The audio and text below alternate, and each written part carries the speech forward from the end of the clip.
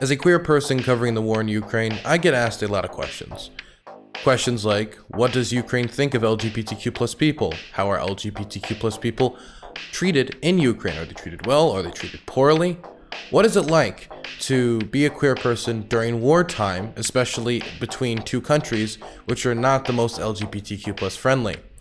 And this is the question that seems to be the most pertinent and the question I get asked the most. How can I, as a queer person, support a country which is not really that LGBTQ plus friendly? So let's talk about it. When I say I get asked about queerness a lot when it comes to the war in Ukraine, it's kind of an understatement.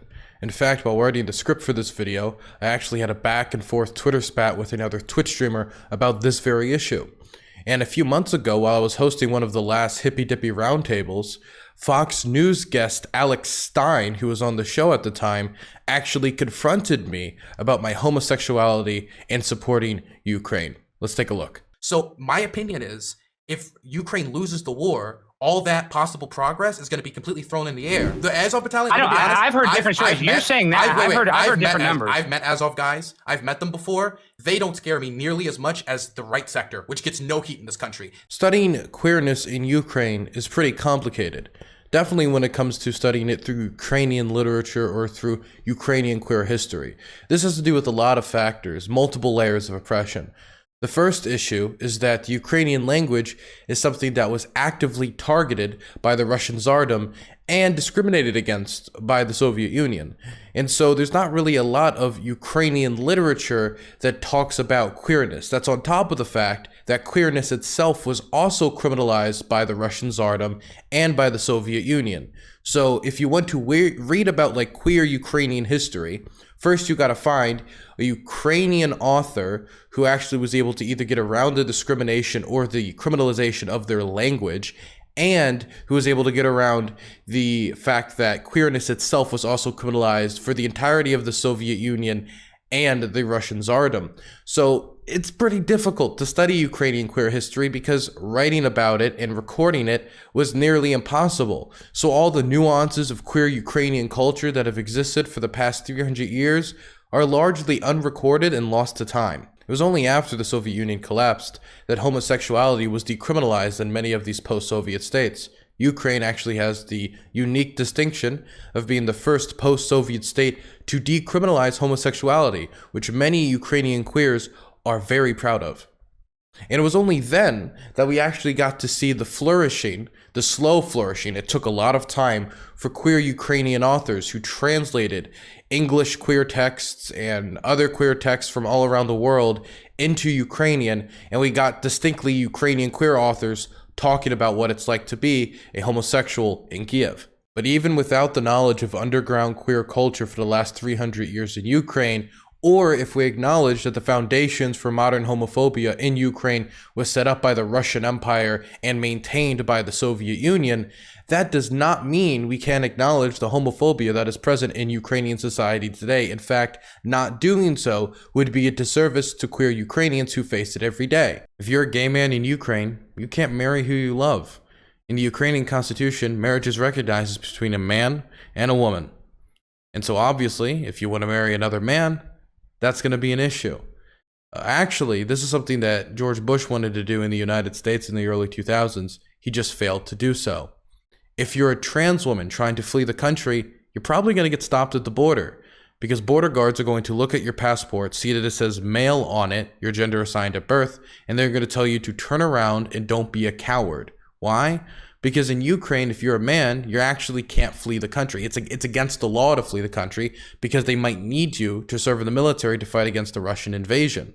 And so if you're a trans woman who wants to prove that, hey, I have gender dysphoria, I am a woman, you actually have to go before, and this is the part that's not covered as much in media, you have to go before a military commission and ask for a white paper, an exemption, because you have gender dysphoria. But that military commission is not going to be filled with people who are medical experts. It's not going to be filled with people who are, oh, yes, I know the ins and outs of gender dysphoria and the trans community and what it means to be trans. There's a decent chance there might be some transphobes on the board or people who know nothing about gender dysphoria whatsoever. And that's going to be a major issue if you're going before them to get an exemption from military service so you can leave the country for your own safety. I do want to say that that does not mean as a trans person you can't still get a white paper, just that the process is fundamentally flawed. Also, I would like to mention that Ukraine still ranks on the lower end of the 2022 European LGBTQ plus equality index as well. So Ukraine is not in the best position overall for LGBTQ plus issues.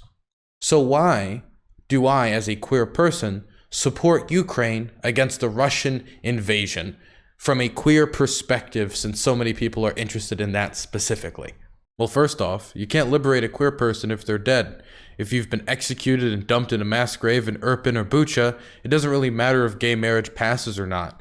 Or if you're just a, gay Ukrainian just walking throughout life, you're just in a city center and you're blown up by Russian artillery, like almost happened to me and other people in the city center of Mykolaiv earlier last month. Also, can I just quickly mention that we did not talk about the mass grave in Izium enough in the media, like at all. That is the largest mass grave, over 400, going past 500 bodies uncovered, more bodies uncovered every day. It is the largest mass grave uncovered in Europe since the genocides that took place during the Yugoslav civil wars.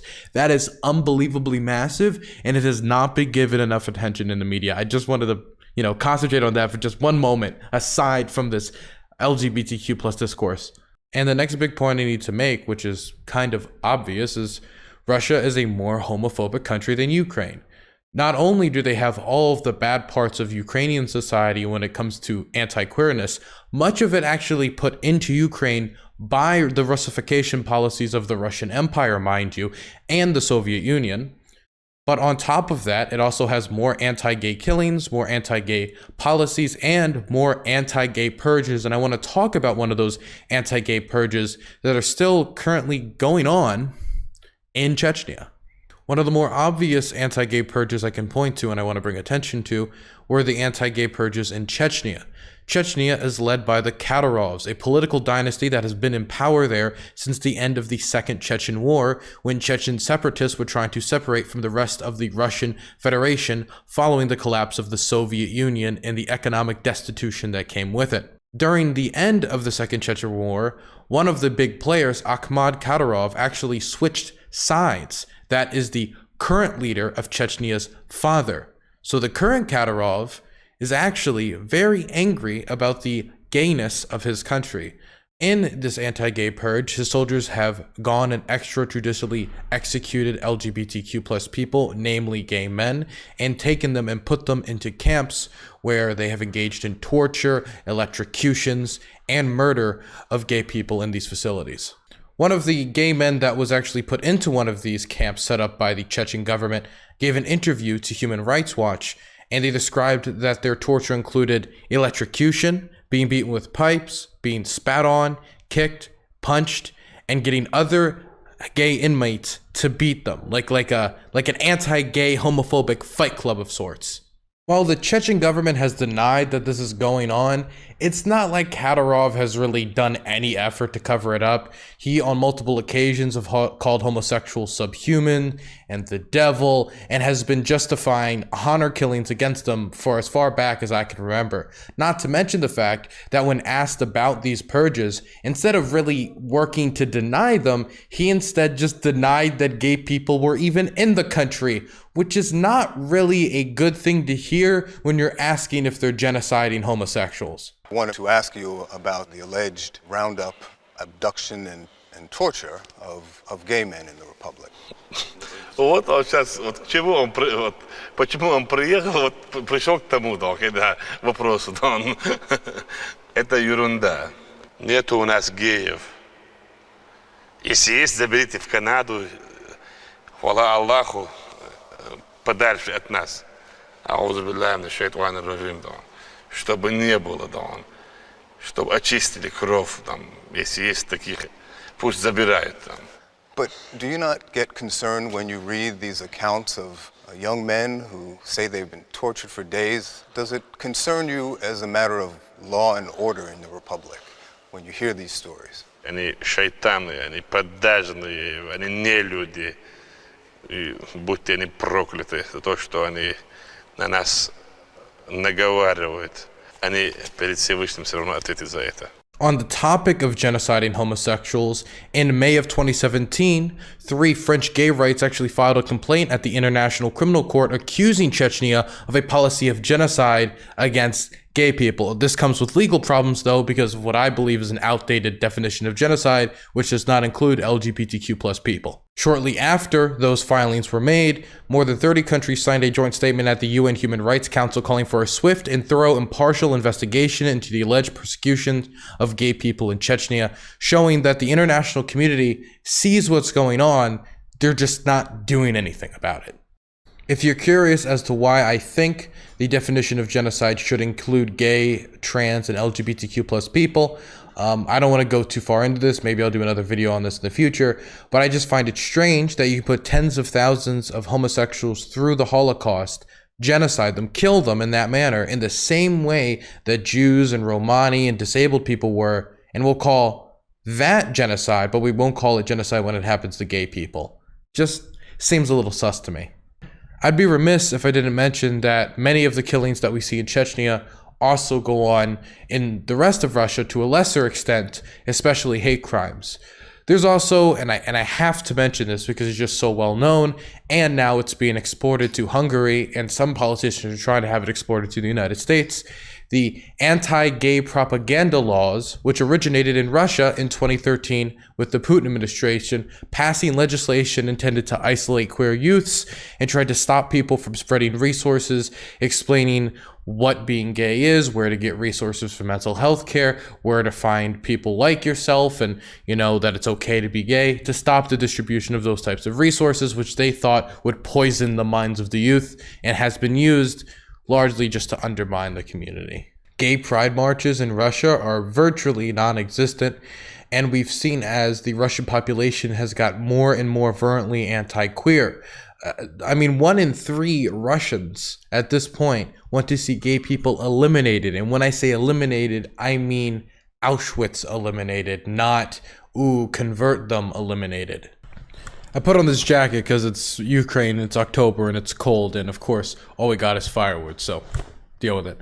So even with Ukraine's drawbacks when it comes to LGBTQ plus issues, and trust me, it has plenty to resolve once the war is over, and hell, you can even try to resolve these during the war, as we're going to talk about later, but it is still in a much better position to serve its LGBTQ community than a Russian occupation force is, and its liberty will be necessary in order for queers to continue to gain more rights, more protections, and a better quality of living. Let me just name some of the things that gives Ukrainian queers a strategic advantage when trying to pursue their own liberation. Here's just a few. One of the first ones is going to be that they've already achieved some victories. One of the biggest victories that I've seen of note would be in 2015, the LGBTQ plus community in this country was able to end workplace discrimination, as in, i.e., ban workplace discrimination for queer folks. That means trans folks, that means gay folks, anybody under the LGBTQ plus banner, anybody for their gender expression and sexuality cannot be discriminated against in the workplace anymore. That's been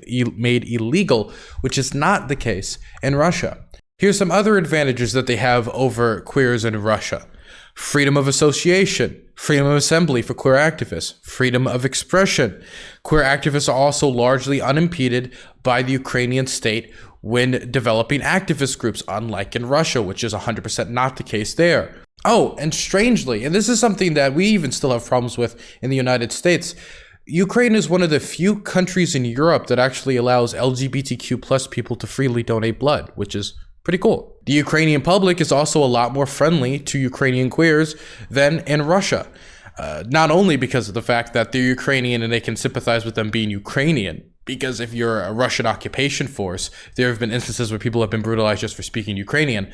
But aside from that, them being queer, the public opinions in Ukraine are much better, and they're continuing to improve. Public opinion towards queer people in Ukraine are improving rapidly. The amount of people who have a negative view of gay and trans people have decreased from 60% to 38% in the last 6 years. The amount of population who say that LGBTQ plus people should have the same rights as everyone else has increased from 33% to 63% in the same time period. The amount of population opposing gay marriage went down from 69% to 42%. Those who are in favor of gay marriage increased from 5% to 24%, with the majority of the population being indifferent. Could the numbers be better? Absolutely. I wish more Ukrainians supported gay marriage, but you need to understand that the numbers have improved drastically since Zelensky and Poroshenko have gotten into office after the pro-Russian Yanukovych regime left in 2014, and that Ukraine is between Poland and Russia, two notoriously homophobic states. And so I would say that Ukraine is doing very well considering where it's located and its history of homophobia, whether imposed by foreign actors like the Russian government in past times or its modern homophobia. You also need to understand that, like we just talked about, Ukraine has more civil liberties for queer activists. There's a reason why you have a Kiev Pride, but you don't ever hear about Moscow Pride. And the reason why is because in Ukraine, queers have freedom of assembly, freedom of association, freedom of the press, and they can freely organize. Now, to be clear, that is not to say that there aren't far-right groups that will try to counter-protest, but Kiev Pride has gone through on multiple occasions. I don't see Moscow Pride coming through anytime in the near future. And what that says is not only does it speak to exactly why the status for queer people in Ukraine is better off than in Russia, not only because of the lifting of that oppressive force towards queers, which was Russification, because it was the Russian Tsardom that outlawed homosexuality in Ukraine, but it is also an explanation as to why many queers are fighting so hard against the Russian invasion, because they know that their future with these civil liberties gives them more opportunities in the future to continue to expand their rights, to not just make it so they have non-discrimination protections, but possibly so they can move towards either gay marriage or other issues that they care a lot about. Speaking on gay marriage, there was actually a massive update on this issue in Ukraine that I would kick myself if I didn't mention, and that was 25,000 signatures were gathered towards the government to look at the issue of legalizing gay marriage. The petition was in favor of legalizing gay marriage. Now, in Ukraine, there's a law saying that if you gather 25,000 signatures with ID showing that everybody who signed it is a Ukrainian citizen, then the government has to respond to whatever question is posed towards the government, like, hey guys, legalize gay marriage, which was the 28,000 signatures gathered in favor of the government reviewing the gay marriage question. And the government did respond. They were legally required to. And what Zelensky's government said, and they did this during wartime, just showing how strong the queer activist base is in Ukraine compared to other countries in this area of Eastern Europe. The government did respond, and Zelensky said, you know what? It's wartime. And sadly, since the Constitution says that marriage is between a man and a woman, we cannot reform that during a war. It would be unconstitutional. But what I can do is say that I will send my government forward to look at civic unions, advancing civic unions, which is basically the idea that you have an agreement that this person is in a relationship with another person, but they don't exactly call it a marriage. It's a marriage in everything but name. Now, obviously, I want gay marriage, but the fact that Zelensky didn't outright say no to gay marriage, and he proposed another idea, which would be still a massive step forward in a country that is wedged between Russia and Poland on queer issues, that is a massive W for this to even be openly floated for queer people. Now, I'm not Ukrainian, okay? I'm an Amerifat. I'm an American from the state of Maryland, the best state in the Union of the United States. And so obviously, Maryland gang, obviously, that means I can't speak as a representative of the queer Ukrainian community. I cannot. It would be inappropriate of me to do so, even if I am queer. So what I did is I talked to somebody in Kharkiv, a city that is currently being struck by Russian missiles, and while I was there, the power was actually out due to the Russian government targeting its electrical grid. I talked to this person about what it's like to be a queer Ukrainian and what they thought of the questions that were being posed today. Take a listen. What would you say is the status of LGBTQ plus people in Ukraine? So I would put it somewhere not as bad as Russia, and improved 8 years like we choose this course to, European countries. I say a little bit worse than Poland, for sure. So somewhere in the middle, I'd say. So I would prefer it to be way better, of course. I am a part of LGBT and even have like a, you know, a cheeky rainbow tattoo in my ear. Can you hold it there for a second? Yeah, if you can see that. Yeah, I can. Okay. Yeah, so, you know, kind of, to me it's important, but to be frank, it's not the first issue when your country is invaded. Like, I cannot make it any more plain.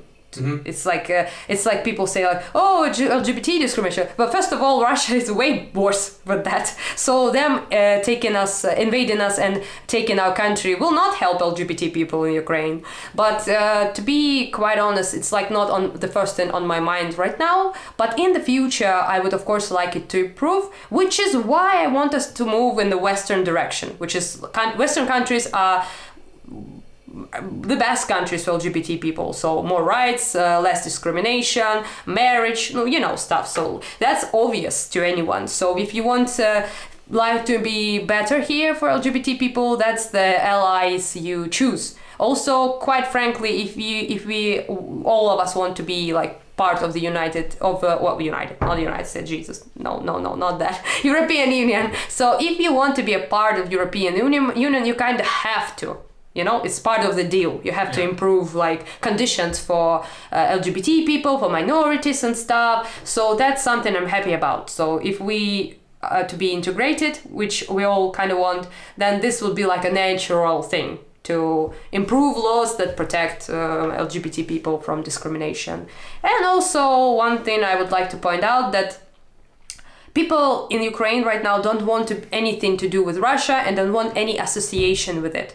So as Russia is extremely homophobic, and homophobia is like big part of their messaging basically. So they talk about Western degeneracy, like LGBT, like people, I don't know, like invading everything all the time. It's part of their TV programming. You can just put on Russian TV and you will hear like in 5 minutes, you will hear like some homophobic shit like spewed on the main state media TV. And I think that people's desire not to associate with that, with anything Russian, will actually help LGBT rights in Ukraine. Because I told some of my pretty homophobic friends, like, they would spew some homophobia and they would be like, dude, you sound just like a Russian person. And he's like, what? No, I'm nothing like a Russian person. And I'm like, well, you do sound kind of like a Russian person. You know, like they talk about this whole degeneracy all the time, everything like the West is degenerate, like LGBT is like sinful and disgusting. And you like kind of repeat those points like,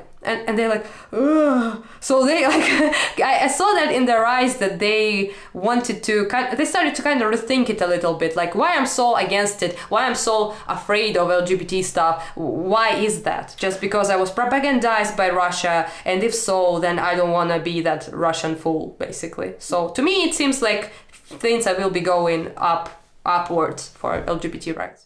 By the way, I did a longer interview with her about a whole host of issues, including what her participation was in the Euromaidan movement, what she thinks of how the Western press has covered the war, and much more that you could see on the channel as well. Please do go check those out. Those are great interviews. Now, some will say, well, this just feels like pandering. All of a sudden, there's a war in Ukraine, and now all of a sudden, they're talking about civic unions, and oh, look how nice they're being to the gays, and they're increasing. Oh, this feels like pandering. Well, first off, I don't really think it is pandering from the Zelensky government. Volodymyr Zelensky has before shown very openly that he's not opposed to LGBTQ plus people, even if other large sections of Ukrainian society are. One example of this would be when he was actually, I think shortly after he was elected, he was attacked by a heckler who was like, oh, you support the degeneracy and the prostitution and the homos. You support the homos, Mr. Zelensky. And he responded by saying, we have freedom in this country. Leave those people alone for God's sakes, in response to his attack on homosexuals. Play the clip. Почему вы не дали ответ епископам и всем нам, что остановите вы программу комитета 300 Сороса по распространению проклятия разврата гомосексуализма? Остановите ли вы легализацию проституции, аборты? Или вы будете продолжать курс Порошенко, шестерки Сороса и комитета 300. Я не знаю пана Сороса, не є його шестіркою, тому я не можу продовжувати робити його працю, тому що я до його праці не маю ніякого відношення. Я не займаюся легалізацією проституції, чого в країні немає. Легалізація будь-чого в країні може бути тільки через законодавство України, через зміну законодавства. Це значить через Верховну Раду України, через прийняття закону.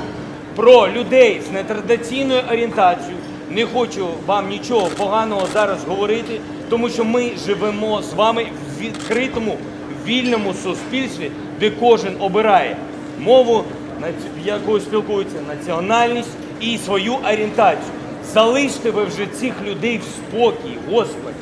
I mean, can we really be surprised that somebody who has so much experience in, I guess, Ukrainian Hollywood and movie and film would end up not being that homophobic, or that he could possibly smile upon things like gay marriage when he works with so many liberal movie star elites in Ukrainian society? I mean, it's not that surprising. Come on.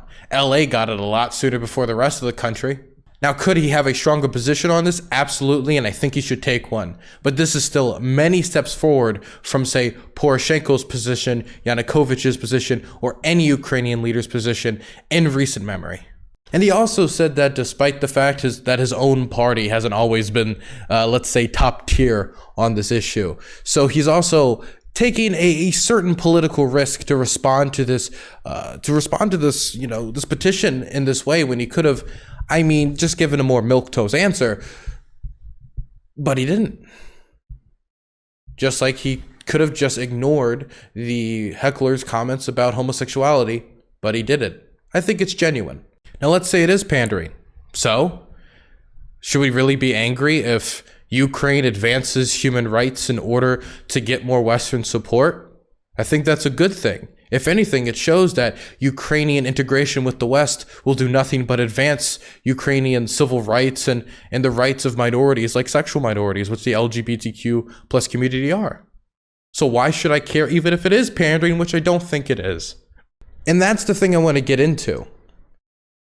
Ukraine's fight to be part of the European Union, and now to be part of a defensive alliance structure that could stop an invasion like this from happening again, is something that will not only help queer Ukrainians, but feminist Ukrainians, or any Ukrainian activist base that wants to take advantage of the civil liberties that they have in Ukrainian society and that continue to expand in Ukrainian society. Let's be for real. If the Russians occupy Ukraine, freedom of assembly, that's gone. It's already gone in large parts of Donetsk and Luhansk, which are occupied. Freedom of speech, gone. You can be arrested and thrown in prison just for calling this war a war in Russia. And that will be the policy in Russian-occupied territory, Russian-occupied Ukraine. You think LGBTQ activists will feel comfortable hosting Kiev Pride under a Russian-occupied Moscow?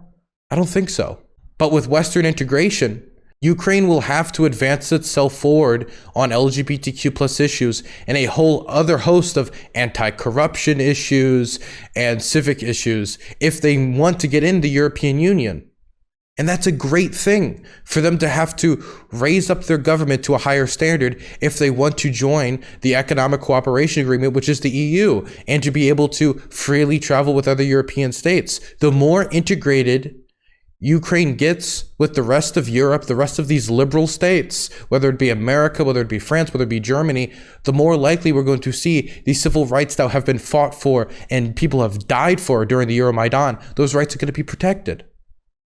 In fact, they're going to have to be preserved if they want to stay in the European Union. There's a reason why Hungary and the EU are butting heads right now, is because the EU is desperately clawing at Hungary to stop their straying off the track towards authoritarianism. That's not to say this is perfect. It isn't perfect.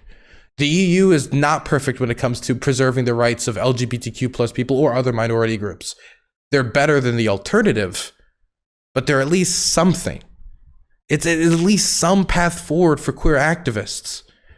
Where under Russian occupation, there's no path forward for queer activists, but downwards. And if they're in Chechnya, just the ceasing of their existence. So what is it that divides a Ukrainian-controlled Ukraine versus a Russian-occupied Ukraine when it comes to queers? Well, simply, and I know this is a little like, oh, dramatic to say, but quite simply, it's freedom.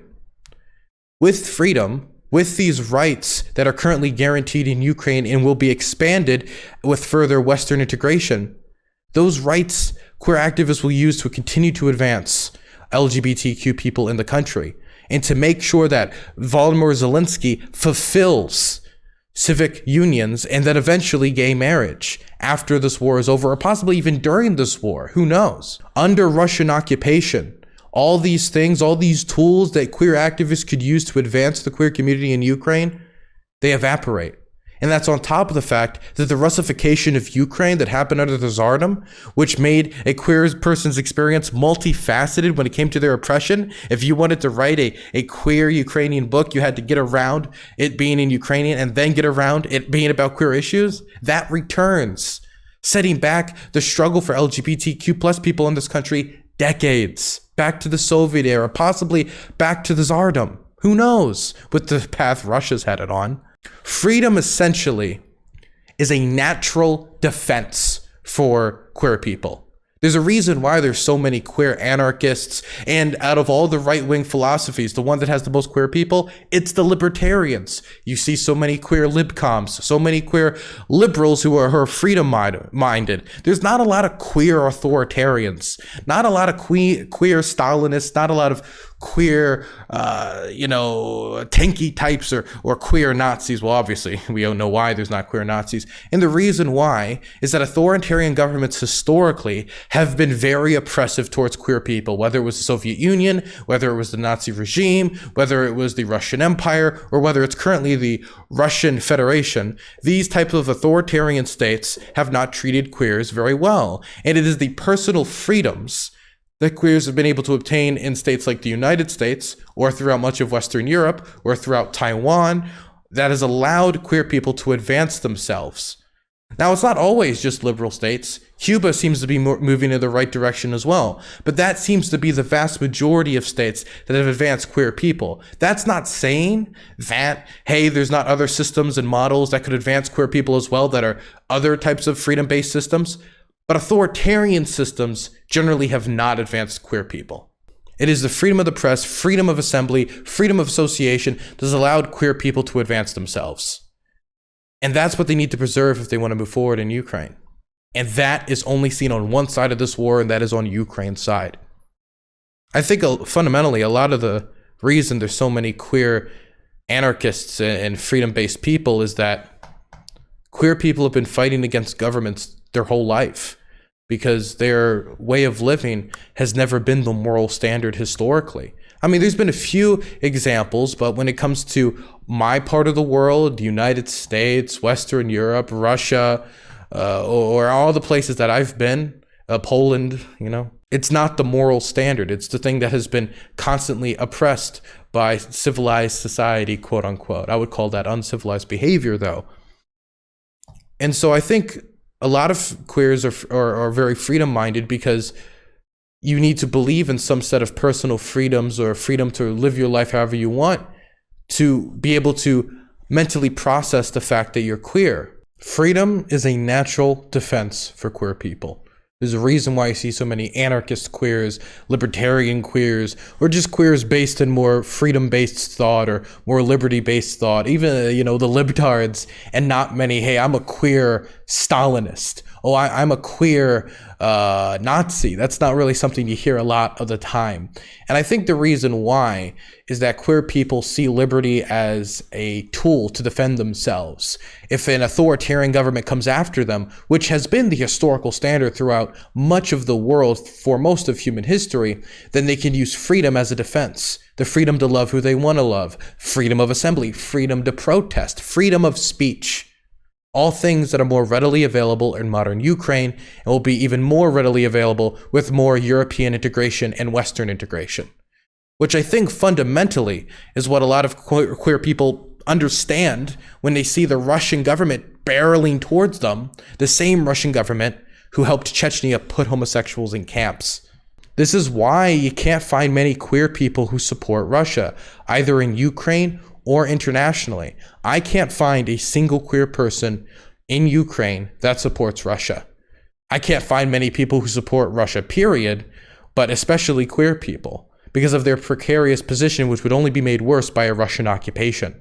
And it's not that queers are just like actively standing back. Many of them realize what I'm telling you right now, and they go out and fight. There's actually many queers who are trying to up positive representation of the queer community and are very open about many of the things they're fighting for, like the right to love who they want to love. And they wear unicorn patches on their uniform to show openly, like, hey, I'm queer, I'm Ukrainian, and I want Ukraine to be free just like everybody else. So I think Ukrainians are in a position where they understand that there can be no queer liberation without national liberation, that the only other path outside of national liberation, what gives them more access to the freedoms they need to advance themselves, the only other path would be a foreign power subjugating them not only for being Ukrainian, but for being queer as well. And so for queer Ukrainians on the front line and all across this country that I've talked to, this is a struggle for survival. Would you say that for LGBT people in Ukraine, this is very much a struggle for survival, that the conditions they would face during Russian occupation would be much worse than the conditions they face now? Of course, yes. So it would be like, as we saw, by the treatment of occupied areas, people in occupied areas, it doesn't matter if you're LGBT, you still can be raped, killed, and tortured. But for them, it would be, of course, worse. For us, I should say, probably. But, it would be worse, of course. As an LGBT person yourself, there was a lot of attention to what happened in Chechnya to the LGBT people there, with them being put in camps by Kadyrov's government. Did it worry you at any point, or I guess a better question would be, what do you think would happen if those same soldiers who put people in camps got their hands on someone like you who's LGBT, or anybody else in this city who was LGBT? Well, I'm a woman, so it would not be as... I'm not as big of a threat to them as men, gay men are. This is what they hate, truthfully. And but still, of course, yes, that's very, very... Those prisons are like torture chambers for gay people. So, it's something a Russian government allows, and this is something that happens. And I would be more concerned, honestly, not with that, but with just, regular, like, getting beaten up on the street. So, like, that's... and also, of course, anti-gay laws that are in Russia, and, all sorts of stuff. All of it is very scary, yeah. I would say that lives of LGBT people in Ukraine are far from safe and great, but this is like this big of a difference between Russia and Ukraine right now. So, there are things to be afraid of for sure.